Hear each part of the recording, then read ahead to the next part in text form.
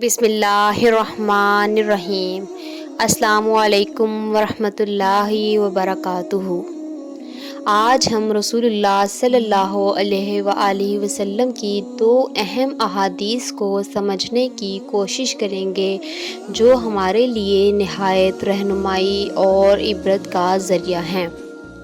رسول اللہ صلی اللہ علیہ وآلہ وسلم نے فرمایا، اپنی اولاد کا میرے نام کے اوپر نام رکھو مگر میری کنیت اختیار نہ کرو، اور جس شخص نے مجھے خواب میں دیکھا تو بلا شبہ اس نے مجھے دیکھا، کیونکہ شیطان میری صورت میں نہیں آ سکتا، اور جو شخص مجھ پر جان بوجھ کر جھوٹ بولے وہ دوزخ میں اپنا ٹھکانہ تلاش کرے۔ اس حدیث میں رسول اللہ صلی اللہ علیہ وآلہ وسلم نے اپنی امت کو ایک خصوصی نصیحت فرمائی کہ وہ آپ کے نام پر اپنی اولاد کا نام رکھ سکتے ہیں، لیکن آپ کی کنیت اختیار نہیں کرنی چاہیے۔ اس کی وجہ یہ ہے کہ آپ صلی اللہ علیہ وآلہ وسلم کی کنیت کی ایک خاص عزت اور مقام ہے جو کسی دوسرے کو نہیں دیا جا سکتا۔ مزید یہ کہ آپ نے خواب میں آپ کو دیکھنے کو ایک حقیقت قرار دیا، کیونکہ شیطان آپ صلی اللہ علیہ وآلہ وسلم کی شکل اختیار نہیں کر سکتا۔ اس حدیث کا آخری حصہ جھوٹ باندھنے کی سنگینی پر زور دیتا ہے اور بتاتا ہے کہ جو شخص آپ صلی اللہ علیہ وآلہ وسلم پر جھوٹ بولے گا وہ آخرت میں دوزخ کا مستحق ہے۔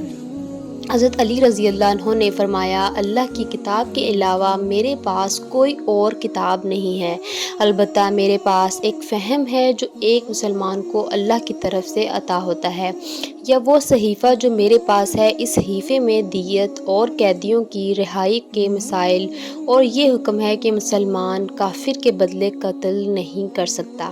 اس حدیث میں حضرت علی رضی اللہ عنہ وضاحت کرتے ہیں کہ ان کے پاس قرآن کے علاوہ کوئی اور کتاب نہیں ہے، لیکن اللہ کی طرف سے ایک فہم اور علم انہیں عطا کیا گیا ہے جو ہر مسلمان کے لیے ہدایت کا ذریعہ ہو سکتا ہے۔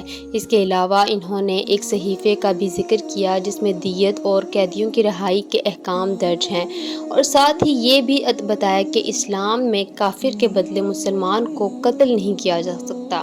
یہ اصول اسلامی انصاف کے بنیادی اصولوں میں سے ایک اصول ہے۔ تو یہ تھی آج کی احادیث۔